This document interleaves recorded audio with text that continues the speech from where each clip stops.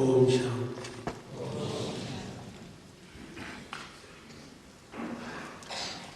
बाबा के या यूँ कहें कि बाप दादा के संपर्क में आने की एक बहुत बड़ी दास्तान है। मेरे जीवन की जो दास्तान है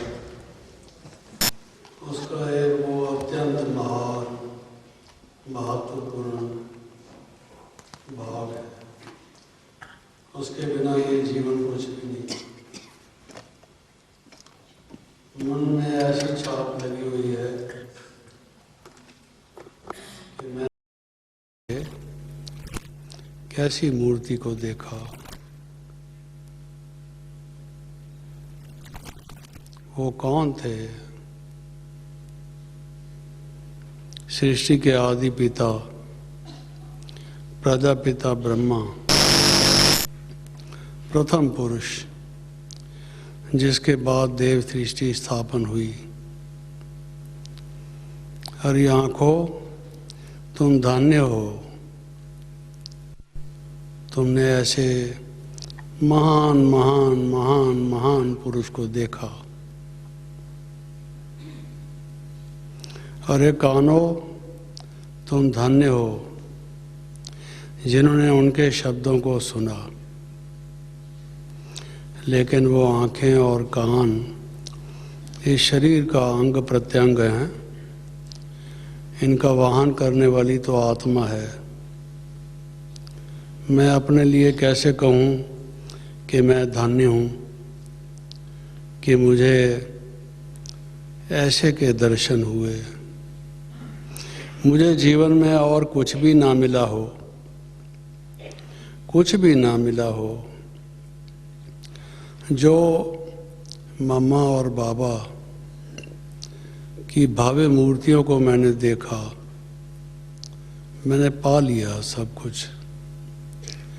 अरे जिसको जगदम्बा सरस्वती कहते हैं, जो ज्ञान की साक्षात देवी, उसको मैंने देखा, उसकी गोद ली, उसने मेरा चुंबन लिया, मुझे सीने से गले से लगाया, प्यार किया।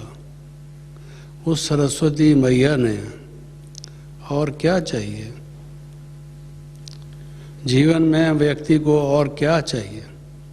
आप बताइए। आज इस बात को 1 साल होने चला है कि लोग अखबारों में, इंटरनेट पर और जो मीडिया के साधन हैं उनके तरीके से मिलेनियम इस समय में 1000 वर्ष में कौन सबसे महत्वपूर्ण हुआ, जिसने संसार को एक नई मोड़ दी, एक नई दिशा दी, समाज का एक बहुत बड़ा कार्य किया।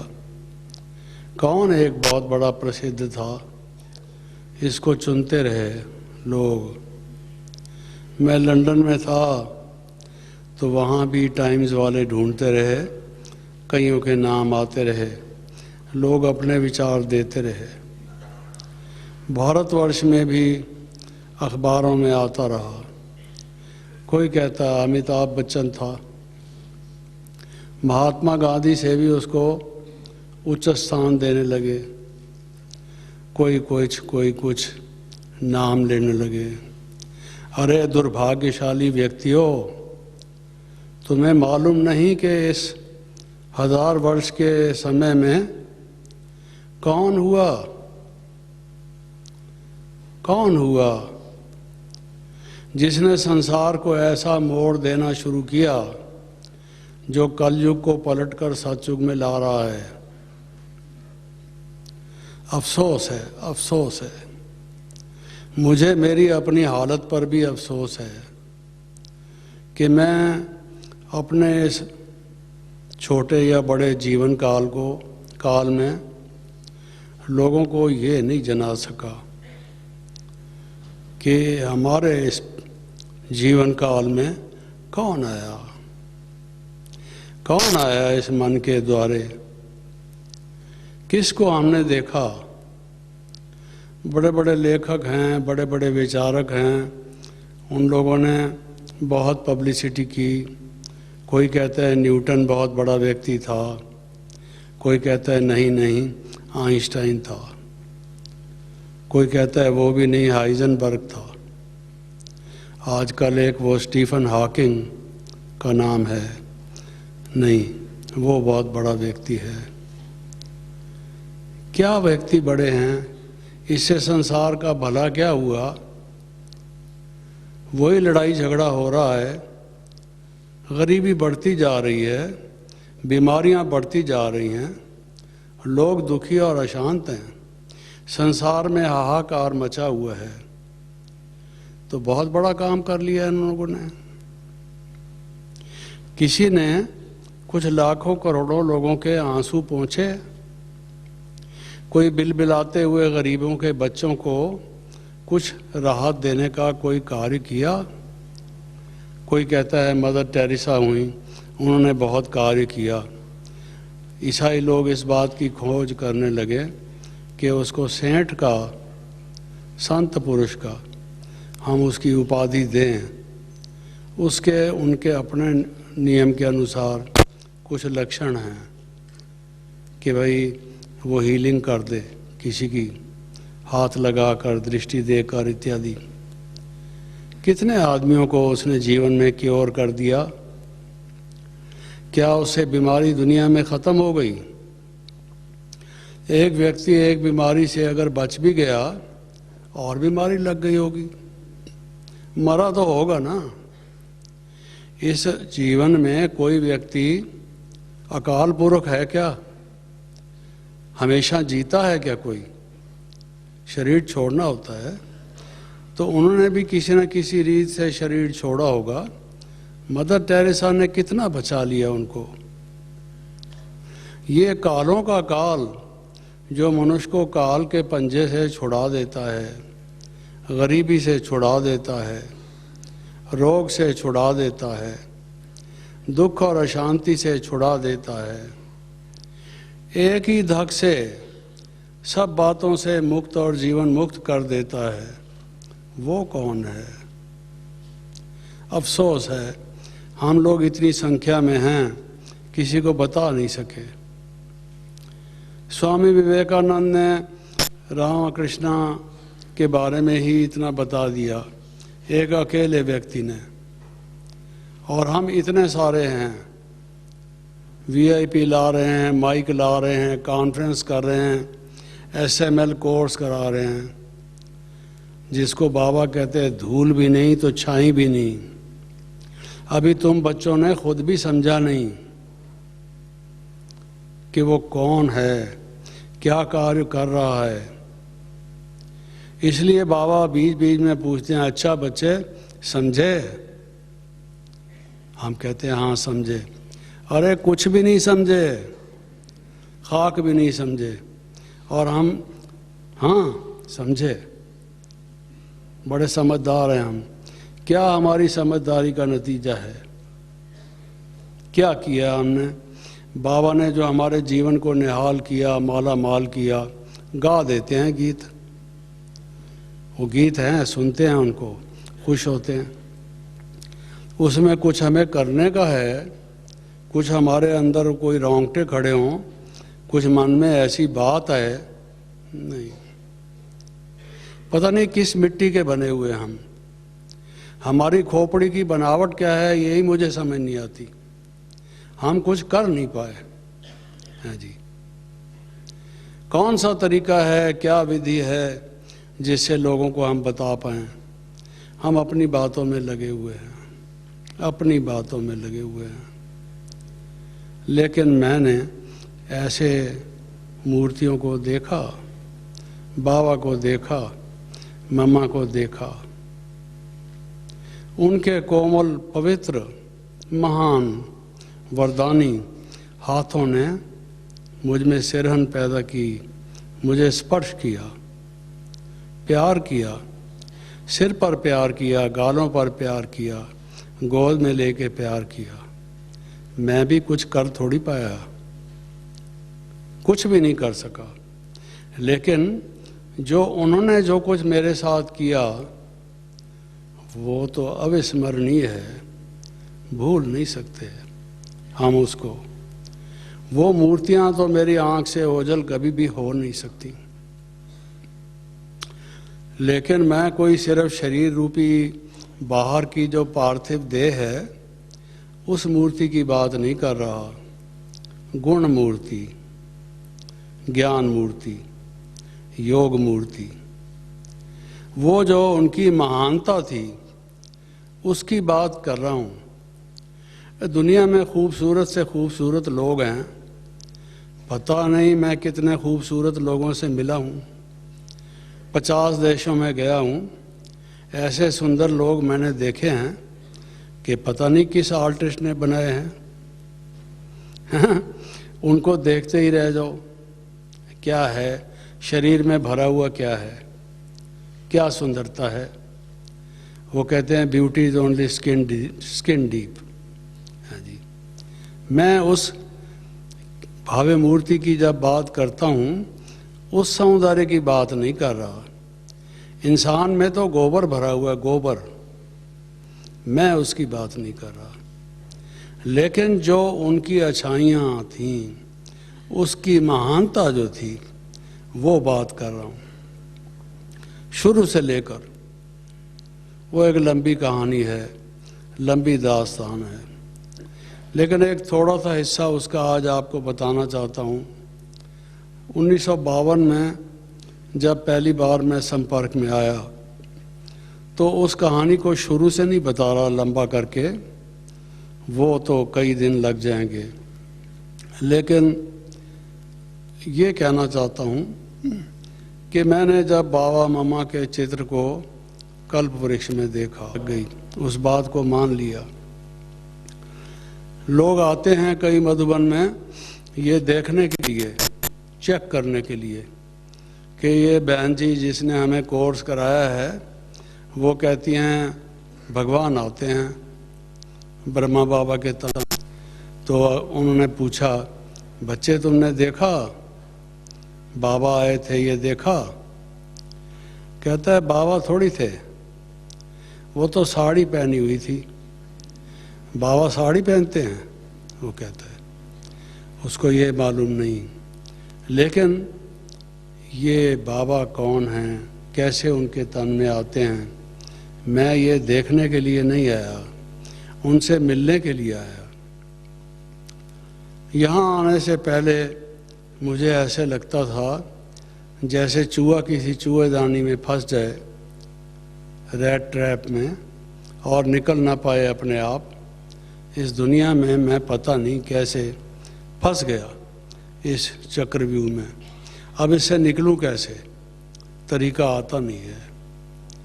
फंस गया, ये क्या है, ये आदमी ये कर रहा है, वो आदमी वो कर रहा है, वो आदमी वो कर रहा है, मतलब क्या है?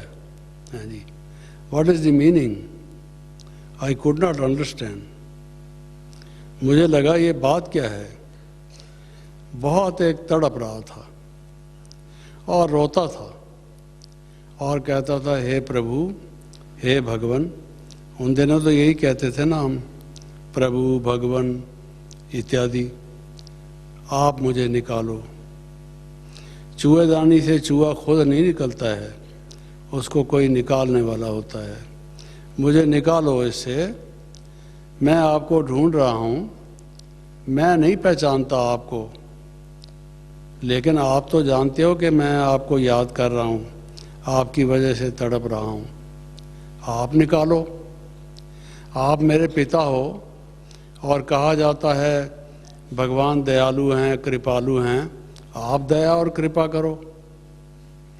आप हमारे पिता हैं, माता हैं, सब कुछ हैं, फिर निकालते क्यों नहीं? ऐसे मेरे मन में विचार चलते रहते थे कि मैं आ गया, उस बैकग्राउंड से आ गया। उससे पहले का लंबा बैकग्राउंड और है, लेकिन जब आया तो उन दिनों में ये जो ईश्वरीय विश्वविद्यालय था ये भरतपुर कोठी में था, अभी वहाँ होटल बना हुआ है, उस जगह पर वो था। पहले पहले मैं वहाँ गया, मैंने क्या देखा कि जिसको मैंने कल्पवृक्ष में देखा था ब्रह्मा बाबा को, तो जो भरतपुर कोठी से नीचे सड़क तक एक सड़क आती थी, क्योंकि ये कोठी बहुत ऊंची थी, उससे सड़क तक आने का काफ़ी बड़ा रास्ता था। वो रास्ता ठीक नहीं था, उसमें पत्थर ही पत्थर थे और लूज पत्थर थे। कोई व्यक्ति वहाँ पाँव रखे लुढ़क जाएगा, पत्थर के साथ खुद भी लुढ़कता हुआ नीचे पहुँचेगा। पहुँच तो जाएगा सड़क पर, लेकिन पहुँचेगा उस लुढ़कता हुआ उस पत्थर पर। तो बाबा ने निक्कर पहनी हुई और बाबा के साथ कुछ भाई निक्कर पहनी हुई और उस सड़क को ठीक कर रहे। जिसको मैंने कल्पवृक्ष में देखा था बैठे हुए पालती मारकर योग लगाते हुए, आज उनको निक्कर में देखा जो सड़क बना रहे थे। कितनी उम्र होगी बाबा की? कम से कम 75 साल तो होगी उस टाइम। ये 1952 की बात है।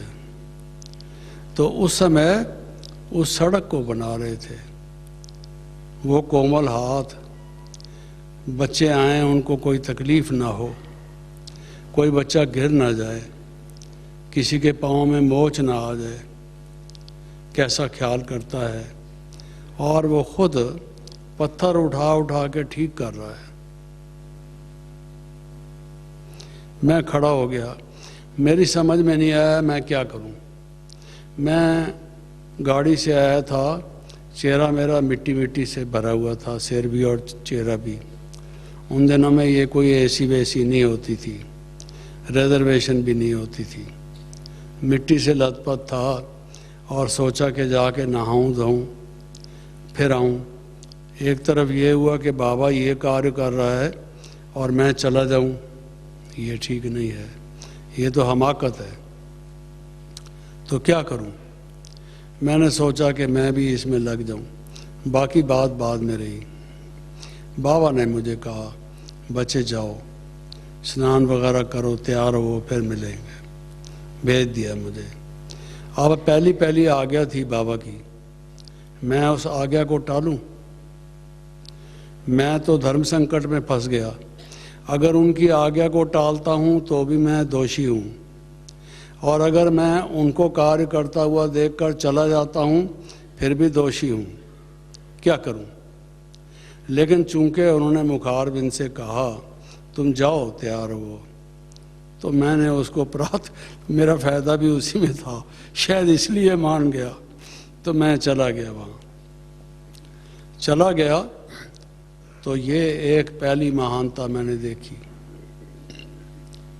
कि और कई आश्रमों में मैं गया, कई संतों महात्माओं से मिला, कई जगह पर आदेश उपदेश सुने, लेकिन ये इस आयु में भी पत्थर उठा उठा के ठीक कर रहा है, निक्कर पहन के, इस उम्र में। ये है महानता। और गीता में है कि हे अर्जुन, मुझे तीनों लोकों में कुछ नहीं चाहिए। भगवान को क्या चाहिए? कुछ भी नहीं चाहिए, लेकिन फिर भी मैं आता हूँ और आके कर्म करता हूँ। क्योंकि कर्म करके अगर मैं ना दिखाऊं कि ठीक कर्म क्या है तो लोग कैसे सीखेंगे? तो मुझे कर्म करके दिखाना पड़ता है कि कर्म कैसे योग युक्त होकर करने चाहिए। मैंने कहा ये है भगवान के आने का कारण, जो लिखा हुआ है उसमें। आज मैं उस बात को प्रैक्टिकली देख रहा हूँ, मुस्कराते हुए। ऐसा नहीं कोई व्यक्ति सोचे अरे क्या, मैं एक इतना बड़ा जवाहरी था, मेरे पास कारें, बसें, नौकर चाकर सब थे, महलमाड़ी थी, और आज ये हालत है कि मैं खुद पत्थर उठा रहा हूँ। कोई ऐसा व्यक्ति नहीं है जो इस काम को करे, मुझे करने पड़ जा रहा है। है जी। हम लोगों में से बहुतों को ऐसा होता है, जब कोई ऐसा काम करना पड़ जाता है जो हम समझते हैं कि ये हमें नहीं करना चाहिए, कोई और होना चाहिए, हम कहते हैं ये क्या मुसीबत है, यहाँ इतने सारे लोग हैं, कोई नहीं करता है, मुझे करना पड़ता है। सेंटरों पर भी ऐसे ही होता है। खुशी से बाबा कर रहे हैं। आगे आपको बताऊंगा बाबा ने मुझे क्या एक्सप्लेनेशन दिया उसका, जो महानता के सूचक हैं, जो मैं समझता गया इन बातों को। फिर एक वहाँ पर मरगोल होता था, गोल जगह होती थी, उस पर कैनापी जैसी बनी हुई थी। मैं जब नहा धो के तैयार होके बाबा से मिलने आया, बाबा वहाँ बैठे थे, कुछ कर रहे थे, और मैं वहाँ जाके बैठा। बाबा कहते हैं, आज की मुरली सुनी, बहुत वंडरफुल थी, आज की मुरली बहुत वंडरफुल थी। बाबा ने क्या नहीं सुनाया, बाबा ने कहा, देखो श्री कृष्ण जैसा आज तक दुनिया में कोई नहीं हुआ। क्या कमी थी उसमें? उसका नाम ही है सुंदर, अत्यंत सुंदर था वो, और उसको सब चीज़ प्राप्त थी, हैं, इत्यादि इत्यादि। तो फिर भी गीता में लिखा हुआ है कि जब भगवान आते हैं साधारण तन में आते हैं, और जो मूढ़मती लोग हैं जानते, लेकिन एक्सप्लेन करने का तरीका ये था, बाबा बता ऐसे रहे थे कि वो शिव बाबा के लिए कह रहे हैं, अपने लिए नहीं। शिव बाबा ने कितना ये अनमोल ज्ञान दिया। अगर कोई व्यक्ति ऐसे बनावट से कोई बात कहता है, वो चल नहीं पाती। नेचुरल वे में हर एक बात बाबा के मुख से ऐसे निकलती थी। शिव बाबा के बारे में इशारा हमेशा बाबा देते थे। तो बाबा की बात से मुझे लगा कि देखो बाबा बाबा बाबा बाबा याद है, लेकिन बाबा ने कहा, देखो श्री कृष्ण को भी श्री कृष्ण बनाने वाला कौन था? नर से नारायण, उसको किसने बनाया ये लोगों को नहीं मालूम। बच्चे ये तुम्हें बताना है, ये बाबा ने मुझे कहा, ये तुम्हें बताना है। जैसे बाबा को पहले साक्षात्कार हुआ और वो शिव बाबा आए, कमरे में लाइट हुई और बाबा को नई सृष्टि का साक्षात्कार हुआ। कोई तारे तारे से थे, आते थे, महल थे, कोई शहजादा कोई शहजादी बन जाते थे, और बाबा ने उसको कहा, बच्चे तुम्हें ऐसी सृष्टि बनानी है। ये बाबा की जीवन कहानी में आता है। तो मुझे बाबा ने कहा, ये तुम्हें बताना है। हाँ जी, मेरे तो कपाट खुल गए, ये मुझे बताना है।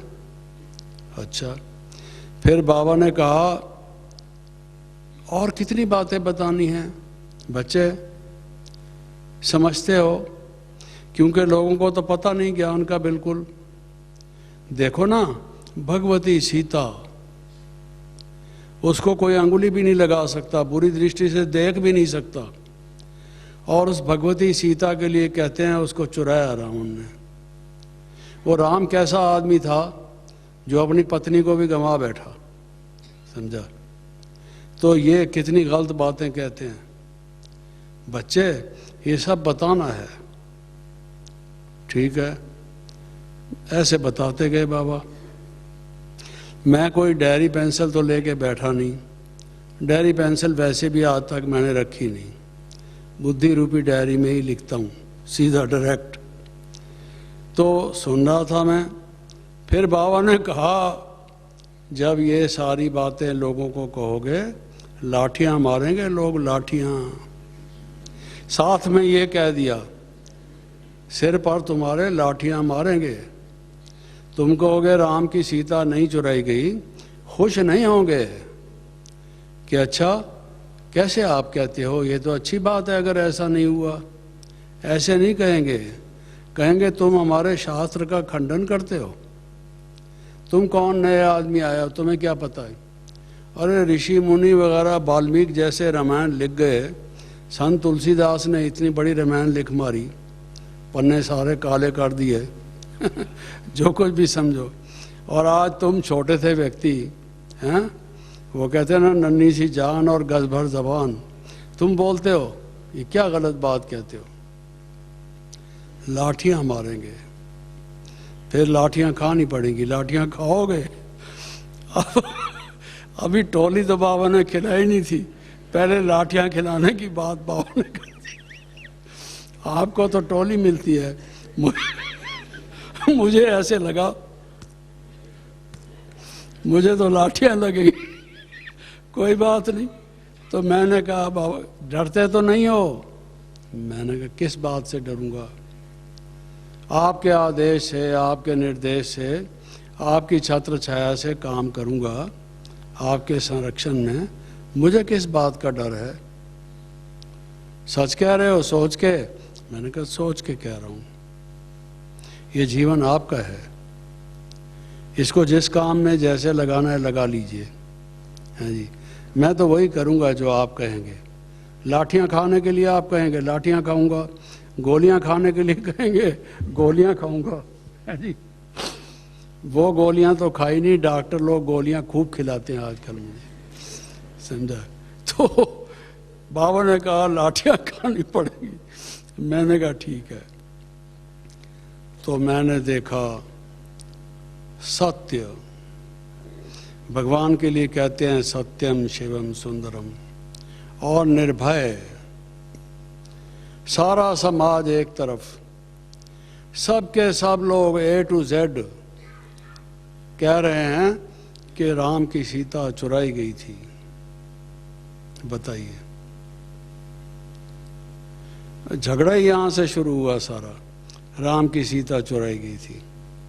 और एक है जो कहता है नहीं चुराई गई थी। हम कहते हैं नहीं चुराई गई थी।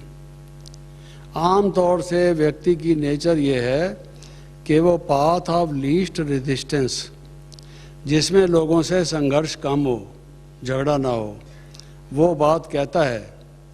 ऐसी बात कोई अजीब आदमी ही कहता है जिससे लाठियां खाने के लिए तैयार हो, समझा। ये सत्य कहता है और डरता नहीं है। सेवा का पहले देखा और आते ही बैठते ही ये देखा, ये है सत्य स्वरूप। सारी दुनिया कुछ भी कहे, सारी दुनिया रात को कहे कि अब दिन है, नहीं, अगर वो दिन नहीं है रात है तो हम कहेंगे रात है, समझा। ऐसे की तलाश में मैं था। ये ट्रुथ पर्सोनिफाइड, स्वयं सत्य, सत्य स्वरूप है। और सत्य को जानना ये भी एक बात है, लेकिन सत्य को कह पाना है जी, ये और कठिन बात है। सत्य को निर्भय होके कह पाना, ये बुजुर्ग व्यक्ति, बुजुर्ग शरीर का, और ये बात को ठीक तरीके से सत्य रूप से कहता है जी, निर्भय होके। ये ग्रंथ साहब है सिखों का, उसमें आता है पहले शुरू में कि भाई वो निर्भय है, भगवान जो है निर्भय है। और किसी मनुष्य को किसी भी परिस्थिति में कोई भी कारण से कभी भी अंश मात्र, लेश मात्र, थोड़ा भी, क्षण मात्र के लिए भी भय हो सकता है। उसको कोई भय नहीं, ये पहचान है उसकी। वो सबसे सामना करने को तैयार है। ये मैंने देख लिया। फिर बाबा से मिलने गए, हमको ले गए फॉर्मली, ऊपर ले गए। ऊपर एक जगह थी, सीढ़ियाँ चढ़ के जाना पड़ता था, लकड़ी का स्टेयर केस बना हुआ था, उसमें हम गए।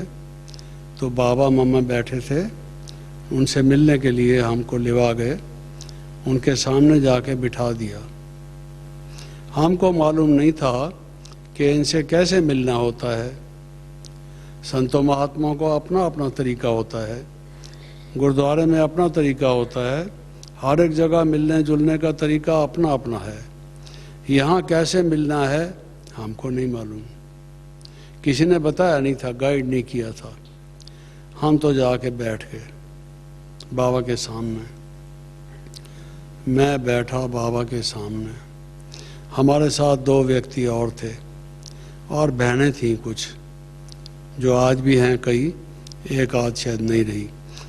आधा तो नहीं, आधी बहन तो नहीं होती, बहन तो पूरी होती है, मतलब कोई 1-2 नहीं रही होंगी, बाकी सब थी। तो हैं वो, तो वो बैठे थे हम सब। तो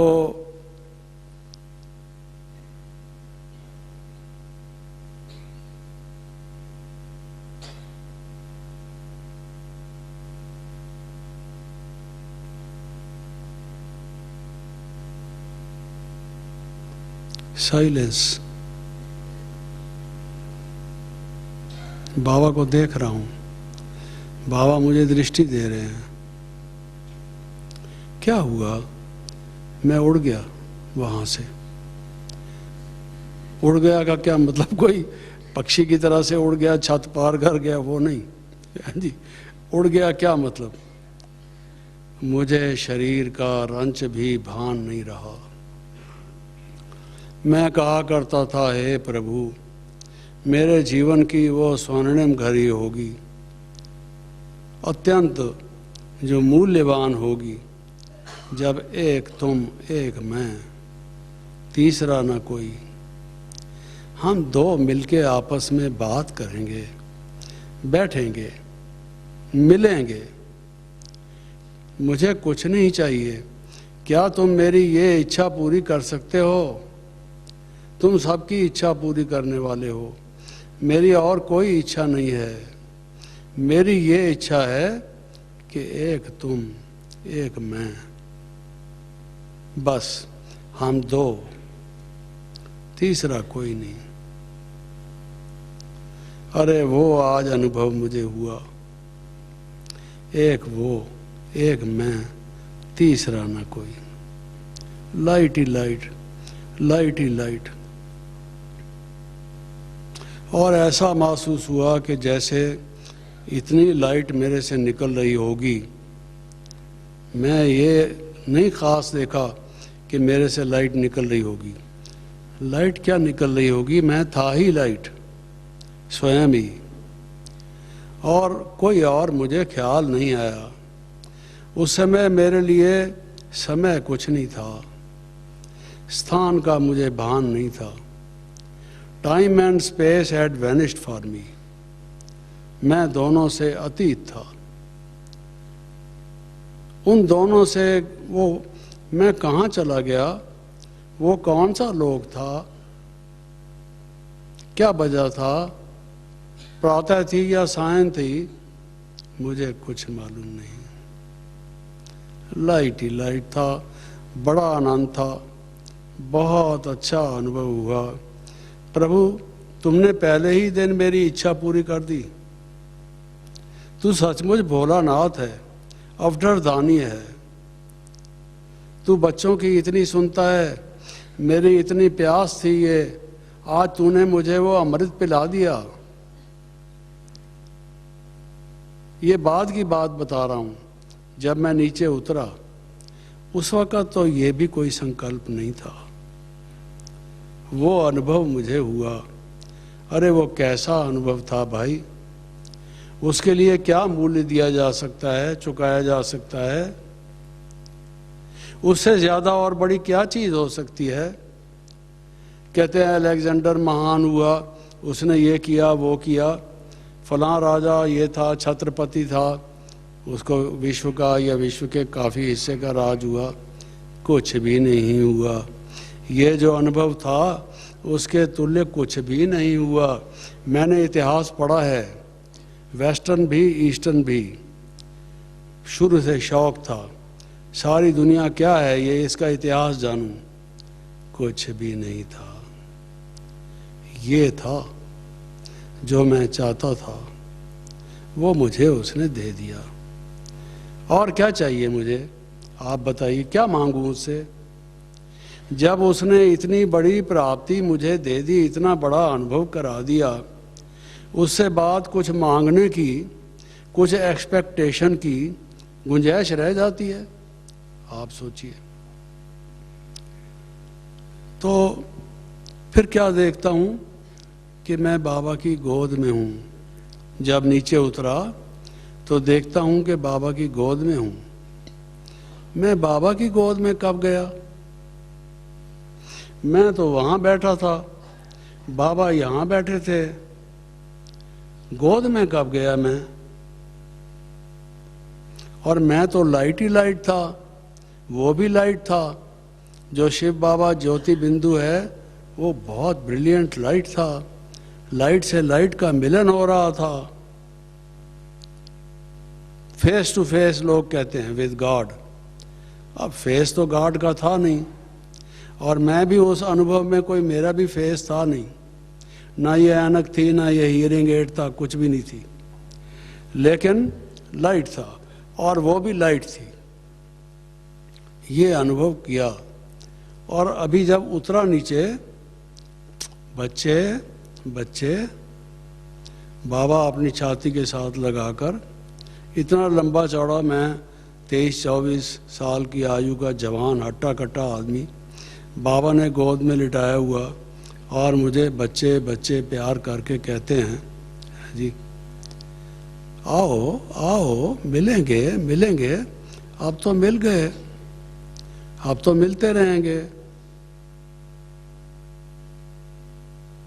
ये शब्द मैंने सुने। तुम तो बाबा की गोद में हो। अब ये सुन रहा था कल जिस बहन ने भोग लगाया, शशि बहन ने, कि अर्जुन बाबा की गोद में था। अरे मैं तो गोद में पहले ही हो आया, पहले ही दिन बाबा की गोद में बैठा। समझा? शुरुआत ही मेरी ये हुई। अब जाऊंगा, अब भी बैठूंगा तो सही, लेकिन उस वक़्त भी गोद में ही था। और बाबा ने कहा, बच्चे तू तो बाबा की गोद में है जी। मैं क्यों नीचे उतर आया? इस दुनिया में फिर क्यों आ गया? है जी। जीवन तो यही था, अनुभव तो यही चाहिए था। क्या मैं और समाया नहीं रह सकता था इसमें, जब मुझे और कोई चाहिए चीज़? ये फिर मेरा लालच पैदा हो गया है जी।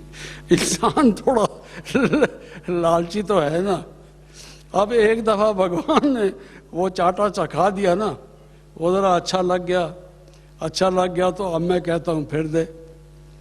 एक पापा किसी को आम खिलाए, बच्चे को आम अच्छा लगे, कहता है पापा एक और खिला दे। वैसे ही मेरा हिसाब हुआ। लेकिन बाबा ने ये मुझे अनुभव कराया। फिर ये और अनुभव था कि ये भगवान स्वयं है। भगवान को मिलाने के लिए उसका कोई प्राइवेट सेक्रेटरी नहीं चाहिए, उसका कोई पीए नहीं है। दिल्ली में प्राइम मिनिस्टर का ऑफिस है जिसको पीएमओ कहते हैं। भगवान का कोई इस तरह का नहीं है जिससे मिलना चाहे, उसको पता है जी उसकी जीवन का, उससे मिल लेता है। मेरे से बाबा ने मिल लिया। अगर और कोई मुझे मिलाने वाले होते तो कहते बाबा के पास आज टाइम नहीं है, फिर बात करना। भगवान ने मिल लिया। फिर वहाँ से उठे तो नीचे उतरे तो कई कमरे थे, उसमें कहीं सिलाई होती थी, कहीं कुछ कहीं कुछ कहीं कुछ। तो बाबा मुझे अंगुली पकड़ के नीचे ले गए। नीचे ले जाके, बच्चे यहाँ ये होता है, बच्चे यहाँ ये होता है। एक बहन बैठी है, बच्चे ये काम करती है, इसका ये नाम है, इस बहन का ये नाम है, ये ऐसा काम करती है, इसकी ये विशेषता है। स्वयं साक्षात बाबा। जैसे घर में बच्चा कोई बहुत समय के बाद आता है, वो बाइबल में कहानी आती है कि बच्चा कैसे चला गया फिर आया, तो उसके बाप ने कहा इसको आने दो। उसके भाई ने कहा क्यों आने दें, ये पैसा अपना ले गया है, खा पी के मौज उड़ा के फिर आ रहा है आपके पास लेने के लिए। तो वो बोलता है नहीं, प्रोडिगल सन या क्या ऐसा कुछ कहानी है। आया वो। तो मुझे भी बाबा ने, जैसे परिवार में मैं आ गया हूँ बहुत टाइम के बाद, long last and newly found सिक्की लद्दा, बाबा सबसे मिला रहा है, दिखा रहा है, पहचान करा रहा है स्वयं बाबा। आप तो स्टेज पर अनुभव मुझे कराएंगे, किसी से मिलाएंगे, रास्ते में जाते हुए पांडव भवन में प्रांगण में किसी से मिला देंगे। बाबा ने मुझे, उस समय लगभग सारी बहनें थीं, लगभग सारे भाई थे, जो 300-350 के, 400 के, 400 से थोड़े कम थे। उनमें से कुछ एक का जो वहाँ बैठे थे, उनसे परिचय कराया। वो दुनिया ही अलग थी, दुनिया ही अलग थी। कैसी न्यारी दुनिया में हम आ गए। तो बाबा हमको सबसे परिचय कराया। इस बेचारे को लिटा दो बाबा की गोद में, तबीयत इसकी ठीक नहीं।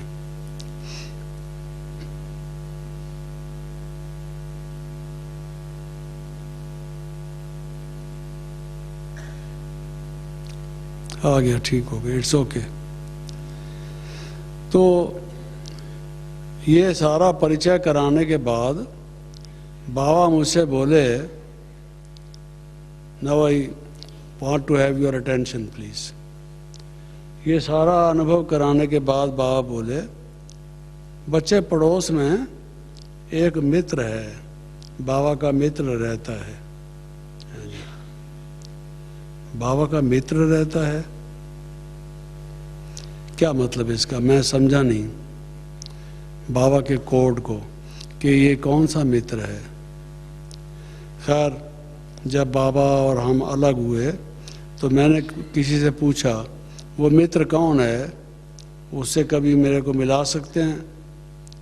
उन्होंने कहा, जी वो एक सन्यासी है, उसने कुटिया बनाई हुई है कब्रिस्तान के पास, और वो गाली देता रहता है, रात दिन गाली देता है, समझा, बाबा को गाली देता है। उसके लिए बाबा ने कहा, बाबा का एक मित्र है, जो बाबा कहते हैं कि निंदा हमारी जो करे मित्र हमारा वो। तो बाबा ने बड़े नेचुरल वे में मुस्कराते हुए ये कहा कि ये पड़ोस में बाबा का एक मित्र रहता है। हाँ जी। अब बाबा की जो धारणाएं हैं, जो उनका जीवन है, जो गुण है, वो मेरे सामने आता गया सारा। वो गाली देता है और बाबा कहते हैं मित्र है। और बाबा मुझे सबसे परिचय करा रहा है, जैसे मैं बहुत पुराना कोई इसी जगह का हूँ। ये पुरानी पहचान है। ये सारा कुछ मेरे साथ होता गया, लंबी दास्तान है। लेकिन ये अनुभव बीच बीच में थोड़ा बताऊंगा, क्योंकि फिर टाइम हो जाएगा। तो उसके बाद उस बिल्डिंग के और अनुभव छोड़ देता हूँ। उसके बाद हम लोग कोटा हाउस में आए। वो अभी भी है, सर्किट हाउस है वहाँ पर। उस कोटा हाउस में शिफ्ट किया बिल्डिंग को, क्योंकि भरतपुर के महाराजा ने बिल्डिंग की कोई रिपेयर नहीं कराई। बारिश आती थी, टपकता था, कई चीज़ें थी। बाबा ने मुझे कार्य दिया, मैंने कॉरस्पॉन्डेंस की विश किशोर की डायरेक्शन से। कुछ लोग थे उनके परिचित, उनको बीच में डाला, कुछ हुआ नहीं। आखिर हमको वहाँ से शिफ्ट होके आना पड़ा। कोटा हाउस और धौलपुर हाउस, इन दो जगह पर हम गए। कोटा हाउस में मैं आया, लेकिन उससे पहले एक बात और ख्याल में आ गई है कि इस भरतपुर कोठी में जब मैं था, विजय निवास या क्या है इसको कहते थे, तो इसमें एक सरदारी महल नाम से जगह थी, या कोई और नाम था, बहुत टाइम हो गया है, मेरे ख्याल में यही था। तो बाबा मम्मा उसमें बैठे थे, साथ में मनोहर दादी, कुंज बहन और एक दो और थे, दीदी थी। हम उनसे बाबा से मिले।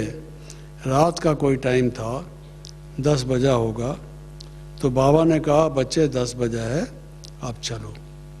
जाओ रेस्ट करो। बाबा का आदेश हुआ तो हम लोग वहाँ से उठ के आए, अपनी अपनी जगह पर सब चले गए। उसके पास ही जैसे हम नीचे उतरे तो शुरू में कोई छोटे छोटे कमरे थे, उनके दरवाजे नहीं थे, उसमें पर्दा लगा हुआ था, कमरा साफ सुथरा था, चारपाई वगैरह लगी थी। तो वहाँ मेरे को जगह मिली हुई थी, अकेला था मैं, तो मुझे रहने को वहाँ कहा गया था। मैं आके वहाँ लेटा, लेकिन मुझे नींद नहीं आ रही थी।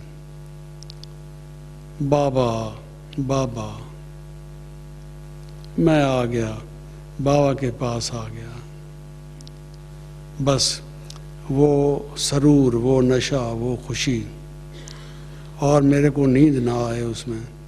मैं जाग रहा था, लेटे लेटे लाइट लाइट लाइट, जैसे शरीर है नहीं, ऐसा अनुभव कर रहा हूँ। बाबा की याद होते होते ये मेरी स्थिति हो गई। और उस स्थिति में क्लाइमेक्स की एक स्टेज ये आई कि मैंने कहा बाबा। पास में ही तो बाबा थे, और उधर साथ में दूसरी तरफ और लोग रहते थे। तो मैं तो शायद ज़ोर से बोलता बाबा, लेकिन मैंने आवाज़ दबा दी, दबी आवाज़ में कहा बाबा,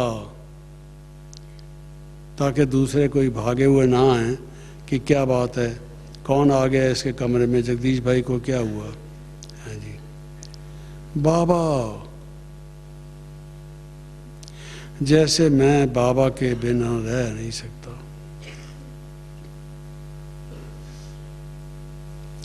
अब उसके बिना मेरा जीवन और कुछ है नहीं, मैं उसी का हूँ, वो मेरा है। छोटा बच्चा जैसे माँ से अटैच्ड होता है, रात को सोता है तो टांग माँ के ऊपर रख के सोता है, कहीं खिसक ना जाए रात को, समझा, ये मेरे काबू में रहे। चली जाती है ना कई दफ़ा सुला के बच्चे को, उसका होता है। तो मेरा भी ऐसे ही था। बाबा, साइलेंस, लाइट। बाबा, क्या देखता हूँ, बाबा आ गए। बाबा आके सामने खड़े हो गए। मैंने लाइट ऑफ की नहीं थी, क्योंकि मुझे नींद तो आ नहीं रही थी, लाइट आनी थी। और उसमें बाबा आके खड़े हो गए, मुझे दृष्टि देने लगे। साक्षात्कार जैसे होता है। बाबा साकार में हैं, लेकिन साकार में मुझे साकार भी दिखाई दे रहे हैं, लाइट के भी दिखाई दे रहे हैं, जिसको सेमी ट्रांस की आप स्टेज कह दीजिए। दोनों, जैसे वो कहते ना गुरु गोविंद दोनों खड़े काके लागू पाए, तो दोनों ही मुझे जैसे इकट्ठे दिखाई दे रहे हैं। अव्यक्त ब्रह्मा और ब्रह्मा, बाबा मुझे देख रहे हैं।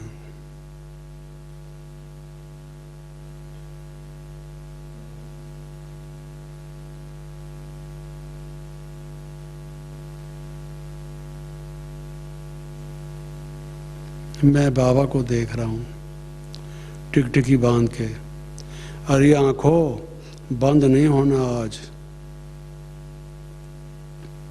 ये मुझे अच्छी तरह से निहार लेने दो, जी भर कर देखता ही जाऊं, देखता ही जाऊं। वो गीत है ना, तेरी याद का अमृत पीते हैं, बार बार यही कहता है, तेरी याद का अमृत पीते हैं। तो मुझे भी यही था, देखता ही रहूं, देखता ही रहूं। दिल कहता है बाबा तुझे देखता रहूं, वो भी एक गीत है शायद। तो मैं देखता ही रहा, देखता ही रहा। बाबा मुझे दृष्टि देते रहे, मैं यहाँ होते हुए भी नहीं था। और फिर बाबा बोले। मैं फिर बाद में थोड़ा नीचे उतरा तो सोचने लगा कि ये मैं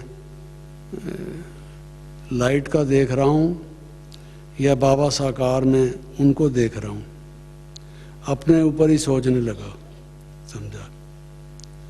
बाबा को मेरा वाइब्रेशन पहुंचा होगा तो बाबा ने कहा बच्चे बच्चे अभी लेट जाओ, रेस्ट करो, विश्राम करो, सुबह मिलेंगे।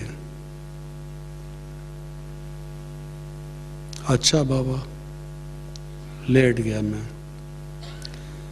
अब मैंने ये एक और अनुभव कर लिया कि योग का कनेक्शन क्या होता है, याद का।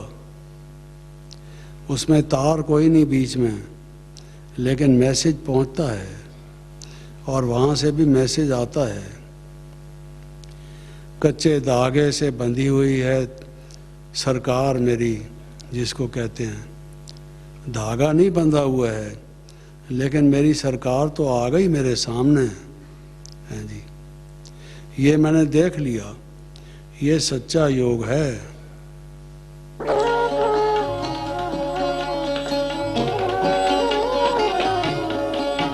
अरे शिव की याद रहेगी तब आँखों।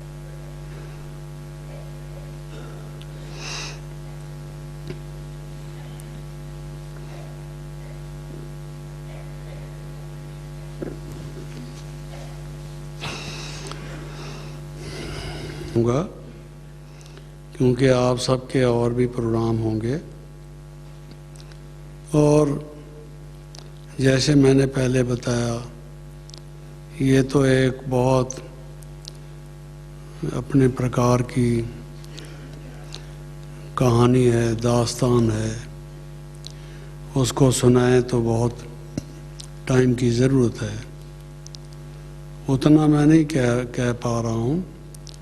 बीच बीच में जब जो मुझे कोई बात ख्याल में आई, वो मैं कोई सिलसिलेवार नहीं, वैसे आपको थोड़ा थोड़ा सुनाता रहा, कोई चुनकर नहीं, स्पॉन्टेनियसली जो ख्याल में आ गई। ये सब सुनाने का सार ये था, कई बातों में से मिसाल के तौर से, पहला जो मैंने आपको वृत्तांत बताया कि बाबा सड़क बना रहे थे,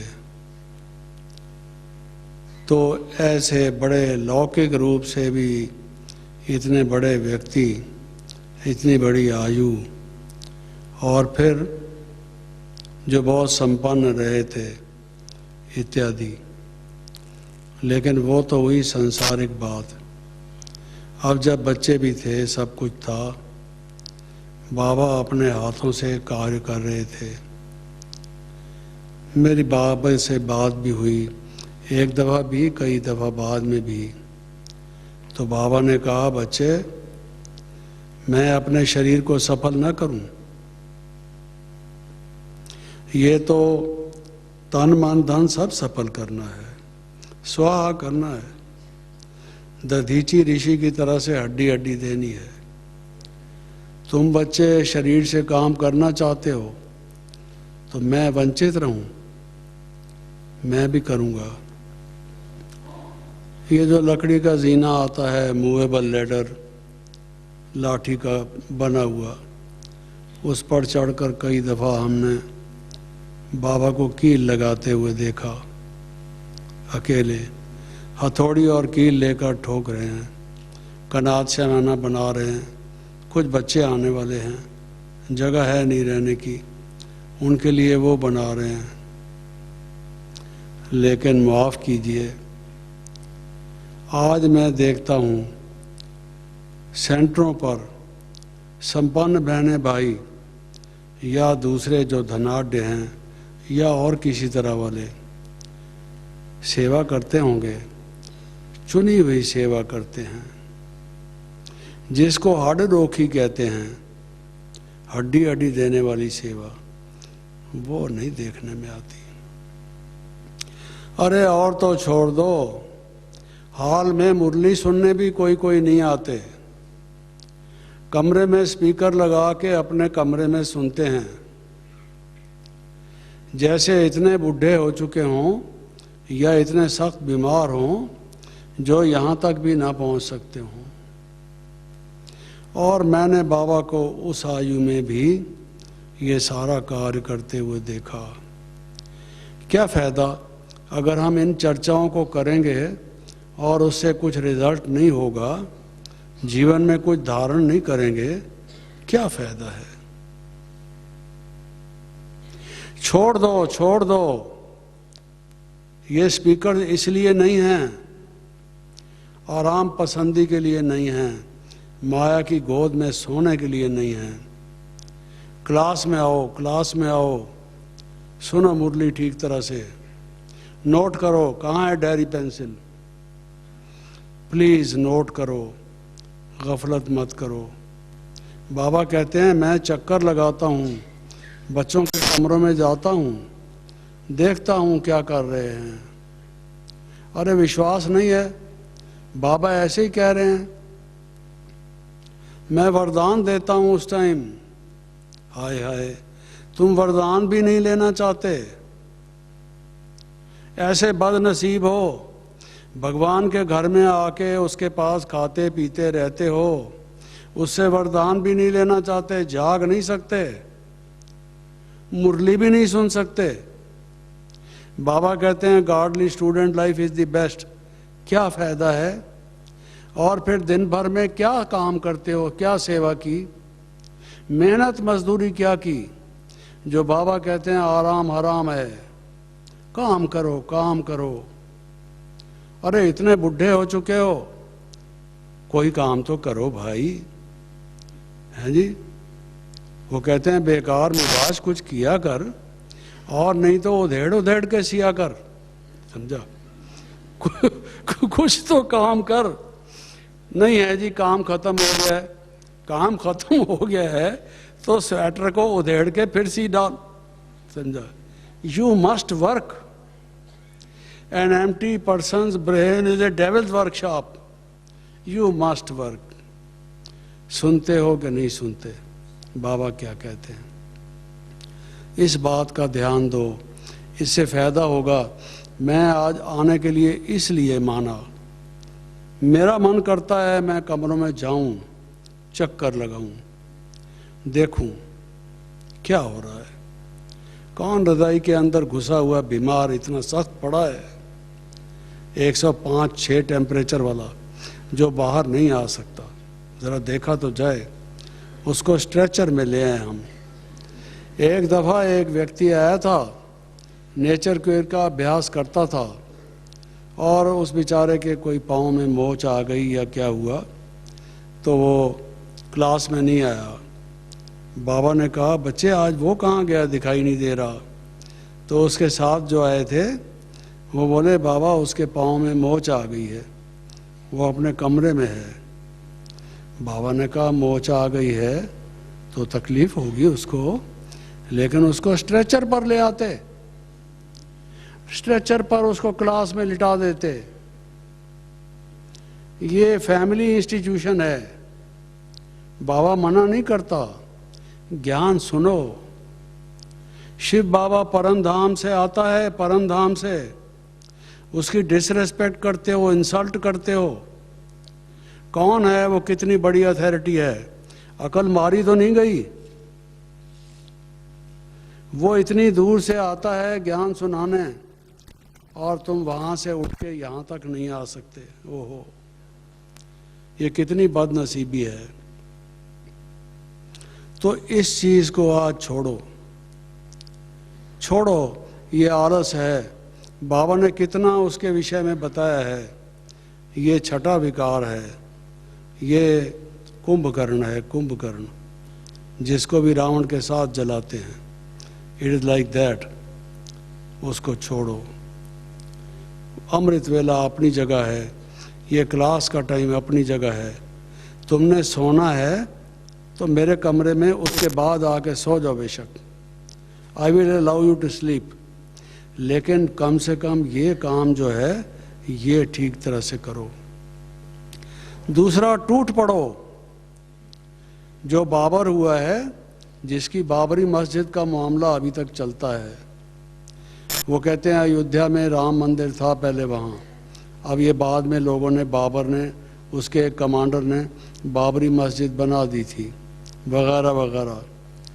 उस बाबर की एक जीवन कहानी की किताब है तौज़क़ बाबरी, पर्शियन में लिखी हुई। उस तौज़क़ बाबरी में ये है कि वो लड़ाई हार रहा था, बाबर लड़ाई हार रहा था, छक्के छूट गए उसके, भारत के लोगों ने खूब पिटाई की उनकी, हारता जा रहा था। उसने फौज वालों को इकट्ठा किया, इकट्ठा करके कहता है, अरे फौजियों, ओ मेरे सिपा सालारो, कान खोलकर मेरी बात को सुनो, तोड़ दो ये शराब के प्याले, ये शराब के प्याले तोड़ दो, टूट पड़ो दुश्मन के ऊपर, लड़ो मरो। अब हमने वापस नहीं जाना जहाँ से आए थे, मरना है तो यहीं मरेंगे, जी जान लगा के लड़ो, टूट पड़ो। क्या मतलब हुआ? हम भी ये छोटी मोटी बातें इधर उधर की, इन टाइम अपना सारा खराब करके ये प्याले ले रखे